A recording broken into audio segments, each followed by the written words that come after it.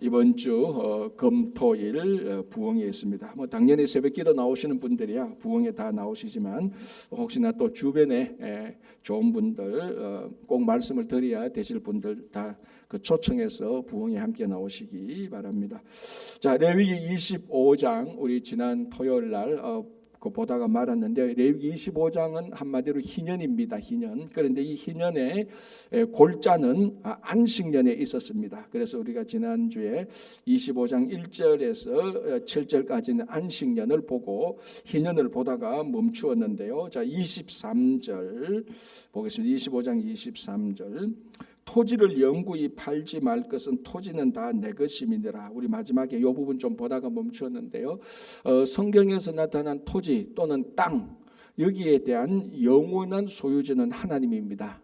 그래서 이 토지에 대해서 인간이 내 소유다라고 주장할 사람은 아무도 없다. 이것이 성경의 가장 기본적인 골자입니다. 핵심입니다. 자, 그래서 25장 23절 토지는 영구히 팔지 말 것은 토지는 다 하나님 것이다. 그런데 자, 팔면 안 되는 이 토지를 실제로 살다 보면은 형편이 안 좋을 수가 있습니다.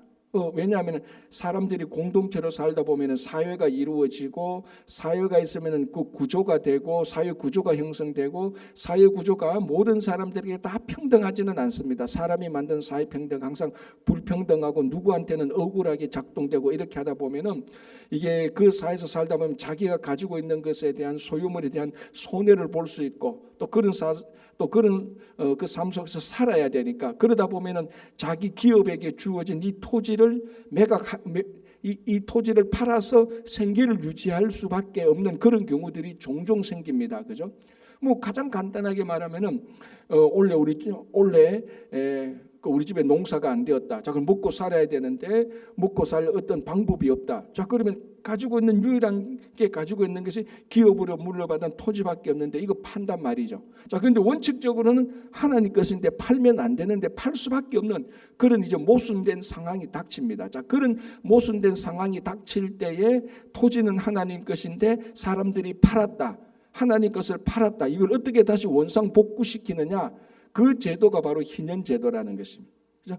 자, 다시 볼게요. 23절 토지는 영구히 팔지 말 것은 토지는 다 내 것임이니라. 하나님 것임이니라. 너희는 거류민이요 동거하는 자로서 나와 함께 있느니라. 자, 이 말 했죠. 지난주 토요일 날 때도 그 땅은 하나님 것이기 때문에 하나님 소유의 땅에 머무는 사람들은 전부 다 나그네죠. 사실은 나그네거나 거류민, 잠시 머물거나 지나가는 사람들. 그러니까 전 지구상의 모든 땅은 다 하나님 것이기 때문에 전 지구의 모든 인류는 하나님께서 보실 때는 다 거류민, 잠시 머물거나 그냥 지나가는 나그네하고 같은 것입니다. 그래서 이 25장 23절에만 의해도 우리가 누군가라는 것이 확실해지는 겁니다. 우리는 결국 이 땅에서 살다가 하나님 나라 가는 나그네의 인생을 살고 있는 것이다라는 것도 25장 23절을 통해서 알 수 있고요. 자, 이제 24절 너희 기업의 온 땅에서 그 토지 무르기를 허락할지니. 자, 만일 토지 무르기를 허락한다. 왜 토지 무르기를 허락하느냐? 그 케이스가 나오는 겁니다. 25절 만일 내 형제가 가난하여 기업 중 얼마를 팔았으면 그에게 가까운 기업 물을 자가 와서 그의 형제까지 팔 것을 물을 것이요. 자, 내 형제가 가난하여져서 기업을 판단 말이죠. 자, 그런데 이걸 팔면 안 되는데 팔려지니까 원상 복구를 시켜야 되는 겁니다. 가난해서 팔 수밖에 없는 그 상황이 닥쳤는데 그래서 기업을 팔았는데 토지를 팔았는데 이거는 하나님 것이기 때문에 팔면 안 되기 때문에 원상 복구시켜야 되는 겁니다. 그 첫 번째가 뭔가 하면은 그 친척 가운데 가장 가까운 사람, 친척 가운데 가장 가까운 사람이 그 기업을 다시 찾아와라. 그게 이제 오늘 기업을 물어라. 이게 룻기에 나오는 룻기의 시어머니 나오미와 그 남편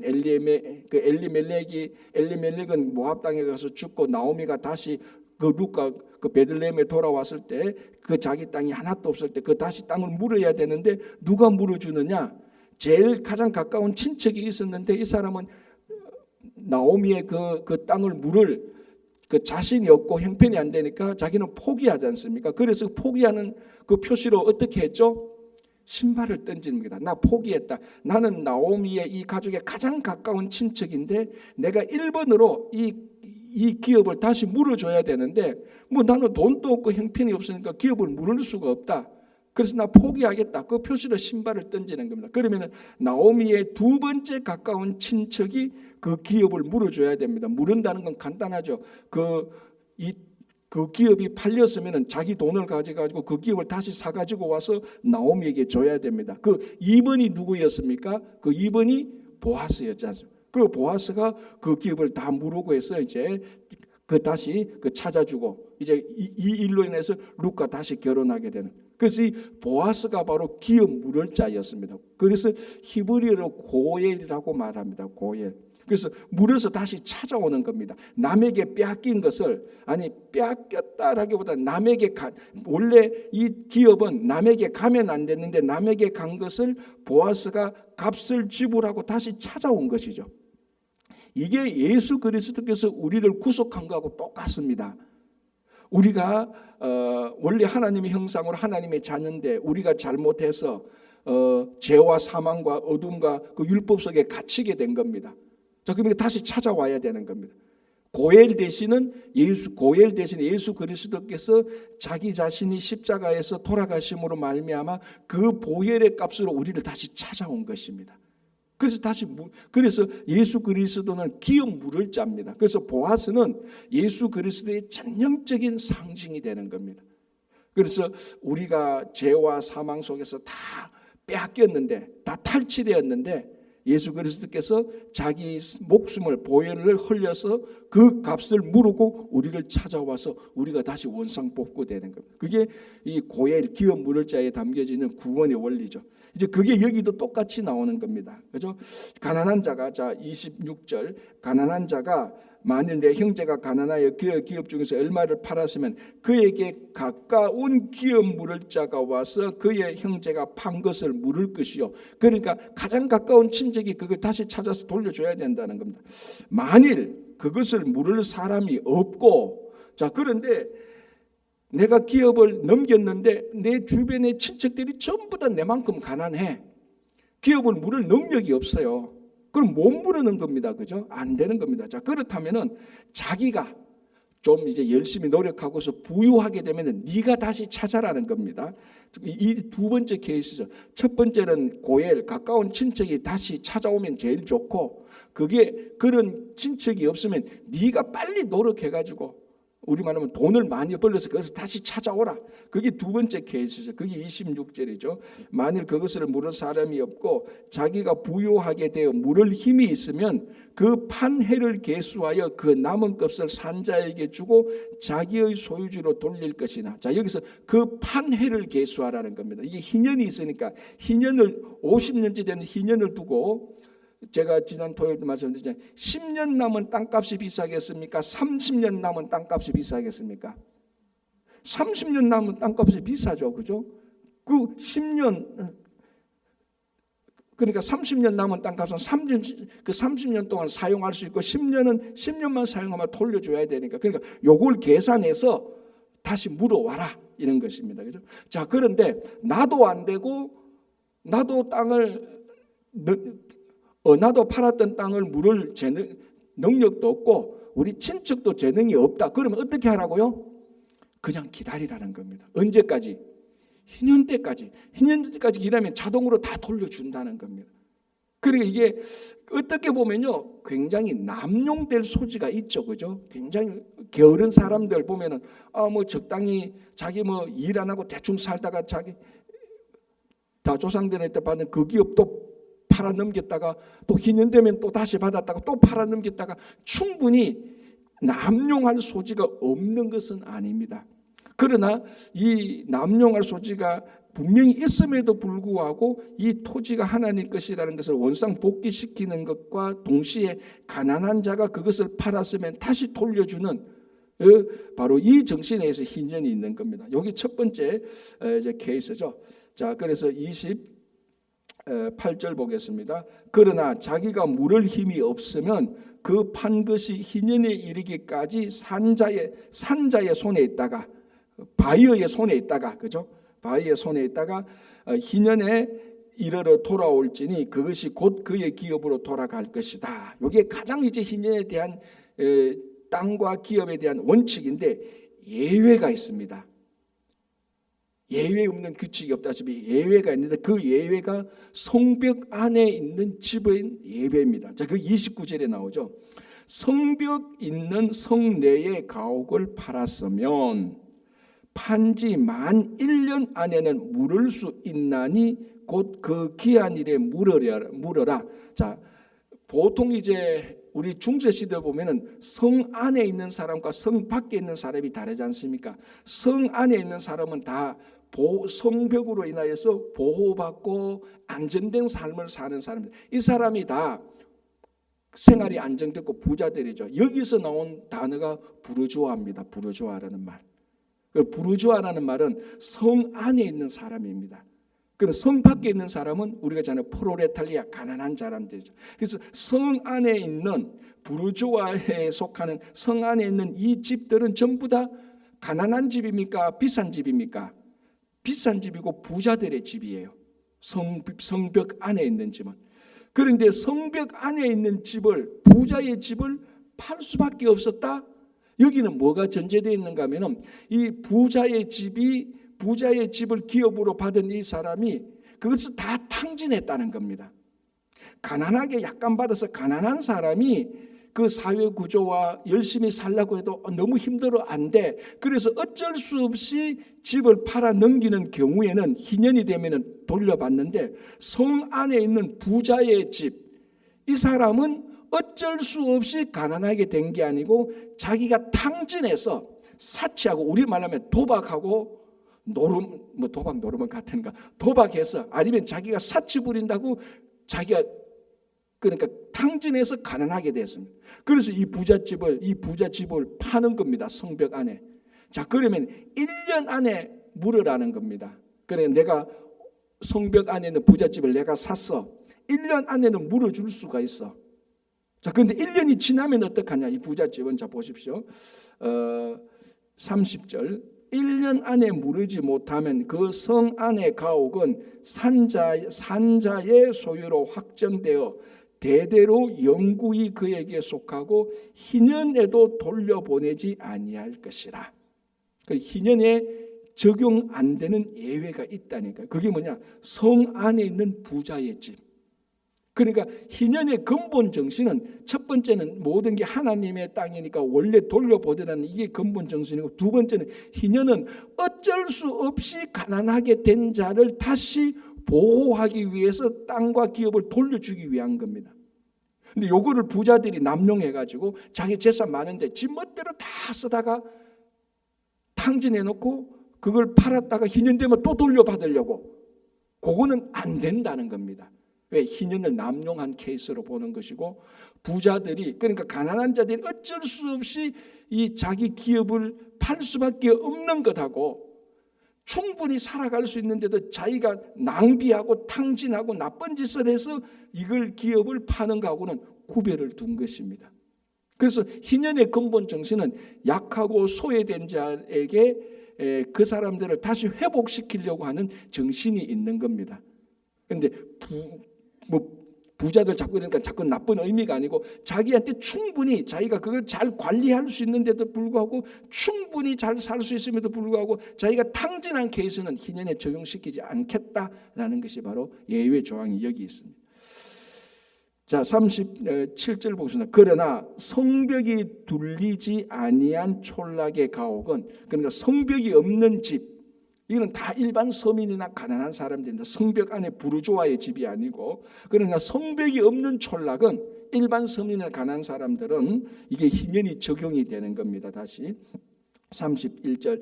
그러나 성벽이 둘리지 아니한 촌락의 가옥은 나라의 전토와 같이 물러주기도 할 것이요 희년에 돌려보내기도 할 것이라. 자, 이거는 이제 희년 정신이 다시 적용되는 거죠. 32절. 레위 족속의 성읍, 곧 그들의 소유의 성읍의 가옥은 레위 사람이 언제든지 물을 수 있으나 만일 레위 사람이 물으지 아니하면 그의 소유 성읍의 판 가옥은 희년에 돌려보내라. 이는 레위 사람의 성읍의 가옥은 이스라엘 자손 중에서 많은 그들의 기업이 됨이라. 당연하죠. 레위 사람들도 어떻게 레위 사람들이 각 지파에서 성읍으로 받지 않습니까? 그죠? 대신 땅은 못 받아도 그죠? 그 성읍으로 살다 보면 레위 사람들 가운데서도 막 그 한 해 기근이 들고 흉년이 들면은 그걸 팔 수밖에 없을 겁니다. 자기의 주어진 가옥을. 그럼 레위 사람 거는 반드시 희년이 적용돼서 돌려보내라라는 것입니다. 그죠? 그러니까 뭐 간단합니다. 모든 가옥이나 기업은 희년이 되면 돌려보내야 되는 겁니다. 그런데 예외적인 케이스, 성 안에 있는 부자가 탕진해서 그 남용해서 탕진해서 한 가옥은 안 돌려보내도 된다. 이거하고 똑같은 것입니다. 그렇죠? 자, 35절 보겠습니다. 너의 형제가 가난하게 되어 빈손으로 너의 곁에 있거든 너는 그를 도와 거류민이나 동거인처럼 너와 함께 생활하게 하되. 자, 이스라엘의 같은 형제가 가난하게 되면은 그를 홈리스나 어떤 불황자처럼 취급하지 말고 너의 거류민이나 동거인처럼 너의 집에 잠시 머물거나 동거하는 사람처럼 대접하라는 겁니다. 쫓아내지 말고. 자, 36절 너는 그에게 이자를 받지 말고 내 하나님을 경외하여 내 형제로 너와 함께 생활하게 하라. 자, 그러면 이런 사람들이 이제 어렵지 않습니까? 어려우니까 함께 동거하게 되고 거류하게 되는구나. 자, 그럼 이 사람에게 경제적으로 도와주는데 이자를 받지 말라. 자, 이게 오늘날 우리가 살고 있는 자본주의에서는 전혀 안 맞는 겁니다. 자본주의는 전부 다 이자가 붙습니다. 그죠? 뭐 돈이 올라가고 내려가고 다 이자가 붙는데, 그러니까 근본적으로는 내 가난한 형제를 돕기 위해서 돈을 꾸어줬다면은 그 꾸어준 것 원금만 받지 이자는 받지 말라. 왜? 이 이자는 그 형제에게 부담이 되고 너에게 이익이 되는데, 형제를 도와주는 것은 너에게 이익을 위해서 도와주지 말라는 원칙 때문에 그렇습니다. 같은 맥락이죠. 37절 너는 그에게 이자를 위하여 돈을 구워주지 말고 이익을 위하여 너의 양식을 구워주지 말라. 그러니까 가난한 자를 순수하게 도와라. 이 가난한 자를 어떻게 양식을 구워주고 돈을 빌려줘서 너가 이익 볼 생각을 하지 말라는 겁니다. 가난한 자는 순수하게 그냥 도와라. 너 이익 볼 생각하지 마라. 그래서 우리 성도들 가운데서도 가끔 이제 그런 갈등이 생기죠. 내가 누구를 도와줬는데 저 사람은 도와줬는데 내게 이익을 안 준단 말이죠. 좀 서운할 때가 있어요. 그런데 그 서운한 게 또 다른 일하고 막 섞여가지고 이제 갈등이 생기는 건데, 자, 여러분, 우리 대원칙을 하나, 이 대원칙이 뭔가 하면은 누구를 도와줬다면 그 도와준 것을 끝내야 되는 겁니다. 그 사람이 내게 나는 저만큼 도와줬는데 왜 저 사람은 나를 안 도와줘? 그 생각 자체를 하지 않고 도와줘야 되는 거예요. 그래야 서운함이 없고 나중에 후유증이 없습니다. 제일 좋은 것이죠. 그게 순수하게 도와주는 겁니다. 지금 그걸 말하고 있는 겁니다. 이 정신은 우리가 그대로 배워야 되는 겁니다. 그죠? 자, 그러면은 왜 형제가 어려우면 도와줘야 되고 뭐 이런 왜 그 땅을 기업으로 받았으면 희년이 되면 돌려줘야 되냐? 그 대원칙이 어디 있는가 하면요. 가장 기본적인 원칙이 바로 38절에 있습니다. 나는 너희의 하나님이 되며 또 가나안 땅을 너희에게 주려고 애굽 땅에서 너희를 인도하여 낸 너희의 하나님 여호와니라.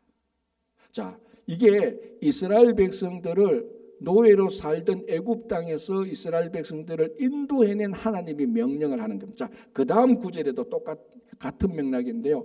그러니까 이 희년의 땅을 돌려보내고 너희 가운데 가난한 형제가 있거든 이자나 이익을 위하여서 돈을 구워주거나 양식을 빌려주지 말라라고 말한, 그리고 이제 그 다음에 너에게 종이 되었으면 돌려보내고 이런 게 있습니다. 이 모든 것의 대원칙이 뭐냐면은 하나님께서 이스라엘 백성들이 애굽에서 종되었던 사람을 구해냈다는 겁니다. 이게 대원칙입니다. 무슨 말인가 하면은 하나님께서 이스라엘 백성들을 하나님의 백성으로 삼았습니다. 그래서 하나님의 백성을 노예살이 종살이 하는 것을 두고 보지 못했죠. 그래서 애굽에서 종살이하는 하나님의 백성 자기 자녀들을 인도해냈습니다. 그런데 인도해냈는데 다시 가나안에 들어가서 다시 자기들이 뭐 땅을 무르고 땅을 주고 내가 가난하니까 땅을 팔았다가, 그리고 또 힘이 없으니 다 살다 보니까 가난에 가난해져서 누구 집에 머물고 있다가 이 모든 것이 이 원칙대로 되지 않으면은 다시 이스라엘 백성들끼리 종이 될 수 있는 겁니다. 그렇죠? 자, 예를 들어서 요 앞에 거도 보십시오. 내가 누구에게 지금 아주 가난해서 돈을 좀 빌렸단 말이죠. 이게 이자가 막 올라간다. 사채 이자처럼 올라간다. 그러면 돈을 갚고 갚아도 내가 이 사람에게 돈을 빌렸는데 채무자에게 벗어나지를 못하는 겁니다. 내가 그냥 채무자의 종과 같은 형편이 되는 겁니다. 하나님께서 종되었던 애굽 땅에서 이스라엘 백성들을 인도해서 자유롭게 했는데 자기들끼리 또 막 이렇게 얽히고 설키고 살다가 또 종이 되고 주인이 되고 또 이렇게 된단 말이에요. 하나님께서 그거 싫다는 거예요. 그거 안 하려고 애굽 종되었던 애굽에서 인도해냈는데 너희들끼리 살면서 또 누구는 종이 되고 누구는 주인이 된다. 그거 안 하려고 하는 것이 바로 이 목적이란. 그래서 이런 희년 제도를 만드는 겁니다. 사람이 사람의 종으로 안 되기 위해서 하나님의 자녀들은 하나님께서 애굽에서 인도해낸 하나님의 자녀들은 서로가 종과 주인이 안 되기 위해서 만든 게 희년 제도입니다. 그래서 중간에 딱 몫을 박는 자. 왜 이렇게 만들었냐? 왜 이런 제도가 필요하냐? 내가 너희를 종되었던 애굽 땅에서 인도해냈지 않냐? 그게 종 안 되려고 했는데 너희들끼리 또 살면서 종 만들고 하면 어떻게 되느냐? 이게 대원칙입니다. 그러니까 하나님께서 우리를 죄와 사망과 율법에서 건져주셨습니다. 이게 우리 구원받은 것 아닙니까? 그런데 우리가 자꾸 또 세상에 살면서 의심하고 낙담되고 또 교회를 떠났다가 또 이렇게 하다가 다시 또 죄와 사망의 율법 속에 또 들어간단 말이죠. 그건 하나님께서 우리를 구원하신 가장 기본적인 구원의 원칙에서 어긋나는 겁니다. 그래서 하나님께서 우리를 계속해서 자유롭게 살기 위하여서 우리가 진짜 신앙의 자유를 살기 위해서 말씀으로 돌아가게 하고 기도로 돌아가게 하고 예배로 돌아가게 하는 것입니다. 자, 39절 보겠습니다.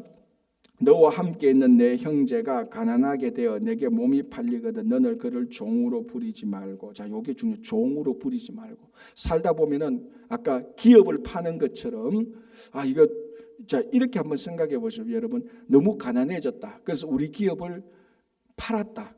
아직 희년은 30년 남았다. 그런데 또 가난해. 아이고 30년 동안 뭐 가난하게 살 수가, 그 30년 동안 기업을 팔았는데 또 희년이 될 때까지 견딜 수가 없으니까 또 자기 아들을 노예로 종으로 팔거나 자기가 누구의 품꾼이 되거나 또 이렇게 살아가는 이런 형편이 됐단 말이죠. 그런다 할지라도 자 39절에 너와 함께는 내 형제가 가난하게 되어 너에게 몸이 팔리거든 너는 그를 그럼에도 불구하고 종으로 부리지 말라는 겁니다. 어떻게 하느냐? 품꾼이나 동거인 같이 있게 하라. 자, 종과 품꾼은 다르죠. 종과 그 집에서 돈을 주고 부리는 일꾼하고 종은 다르죠. 차이가 난단 말이죠. 그런데 종과 같이 됐다 할지라도 종으로 부리지 말고 품꾼으로 부려라는 겁니다. 돈을 주고 일을 시는 일꾼으로 취급하라는 것입니다. 아니면 너희 집에 머무는 동거인으로 취급하라. 절대로 종으로 삼지 말라는, 이게 그러니까 하나님께서 이스라엘 백성들에 대한 종에서 해방시킨 하나님의 가장 중요한 정신입니다. 사랑이죠, 사실은. 그래서 우리가 더 이상 죄와 사망과 율법과 어둠의 종이 되지 않기를 원하는 것이 하나님의 마음입니다. 그죠?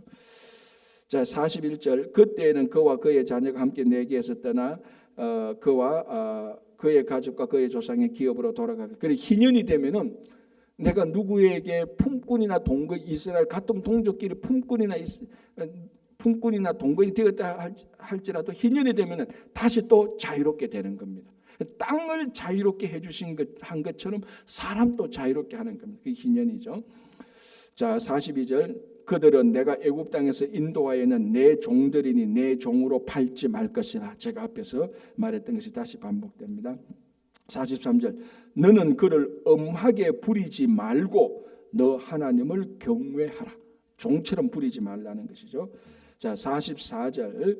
너의 종은 남녀를 막론하고 내 사방 이방인 중에서 취할지니 남녀 종은 이런 자 중에서 사올 것이며 또 너희 중에 거류하는 동거인들의 자녀 중에서도 너희가 사올 수 있고 또 그들이 너희와 함께 있어서 너희 땅에서 가정을 이룬 자들 중에서도 그리할 수 있은즉 그들이 너희의 소유가 될지니라. 자, 이제 여기서 한 가지 차이가 나는 게 있습니다. 이스라엘 백성들이 자기 동족은 종으로 삼아서는 안 되고, 그런데 사회 구조가 지금부터 3,500년 전 사회 구조는 주인이 있고 서민이 있고 종이 있는 그 사회 구조단 말이죠. 그런데 너희들이 종을 부리려고 한다면은 이방인 가운데 또는 너희 가운데서 머물고 있는, 굳이 말하자면 우리가 좀 잡족이라고 말할 수 있는 이런 사람들 가운데서 종을 삼으라는 겁니다. 자, 그러니까 하나님께서 애굽에서 인도하여 낸 하나님의 자녀들은 결코 종이 될 수가 없습니다. 그러나 여기에 해당되지 않는, 하나님의 약속 밖에 있는, 하나님께서 인도하여 내지 않은 이 구원의 밖에 있는 이방 종을 삼고 싶거든 이방인을 종으로 삼으라는 겁니다. 이제 여기서 구원받은 자와 구원받지 않는 자의 차이가 나는 겁니다. 자, 이걸 우리가 제도적으로 지금 따지고 이게 맞나 안 맞나 그걸 떠나서 신앙적으로 본다면 무슨 신앙이 중요한 게 나오는가 하면, 하나님께서 구원한 하나님의 자녀는 종이 되어서는 안 되고 이방인, 즉 하나님의 예수 그리스도를 믿지 않고 교회 밖에 있거나 하나님의 언약을 무시하고 하나님의 언약을 지키지 않는 그 사람들은 종이 될 수가 있는 것입니다. 그러니까 아주 명확하죠. 예수 믿는, 예수 그리스도를 구주로 고백하는 사람은 종이 안 된다. 종으로 삼아서도 안 되고, 종이 될 수 있는 사람은 이방인들이다 라고 이렇게 얘기를 하는 겁니다. 그죠? 자, 47절부터는 케이스가 바뀝니다. 어떻게 되는가 하면은, 만일 너와 함께 있는 거류민이나 동거인은 부유하게 되고 그와 함께 있는 내 형제는 가난하게 되므로 그가 너와 함께 있는 거류민이나 동거인 또는 거류민의 가족의 후손에게 팔리면 그가 팔린 후에 그에게는 속량받을 권리가 있느니 그의 형제 중 하나가 그를 속량하거나. 자, 이게 어떻게 되는가 하면 이제 바뀌는 겁니다. 자, 그 가나안 땅에 이스라엘 백성 살면 이방인들이 있습니다. 이방인 가운데서도 부유한 자가 생길 수가 있죠. 그런데 이스라엘 사람들 가운데 부유하지 못한 자가 생깁니다. 그래서 살다 보니까 이 부유하지 못한 자가 이방인의 종이 되어버렸습니다. 오히려 기업을 팔다 보면. 자, 그러면 어떻게 하라고요? 그러면 그 형제 중 하나가 다시 속량해라, 다시 물어오라, 다시. 그리고 이게 희년이 되면, 그 땅에서는 희년이 되면은 돌려보내라 라고 이렇게 말하고 있습니다. 그러니까 어떤 경우에든지 이스라엘 백성들이 이방인의 종이 되어서는 안 되는 제도가 또 희년 제도입니다. 그래서 희년이 되면 돌려보내라. 그런데 이방인은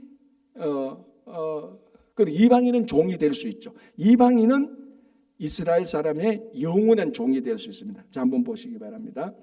46절, 너희는 그들을 후손에게 기업으로 주어 소유가 되게 할 것이라. 이방인 중에서는 너희가 영원한 종을 삼으려니와 너희 동족 이스라엘 자손은 너희가 피차 엄하게 부리지 말자. 그럼 간단합니다. 이스라엘 백성들이 이방인을 종으로 삼았으면 이방인은 영원히 종으로 삼을 수 있고, 이방인이 이스라엘 백성들을 종으로 삼았으면 희년으로 돌려보내라는 거예요.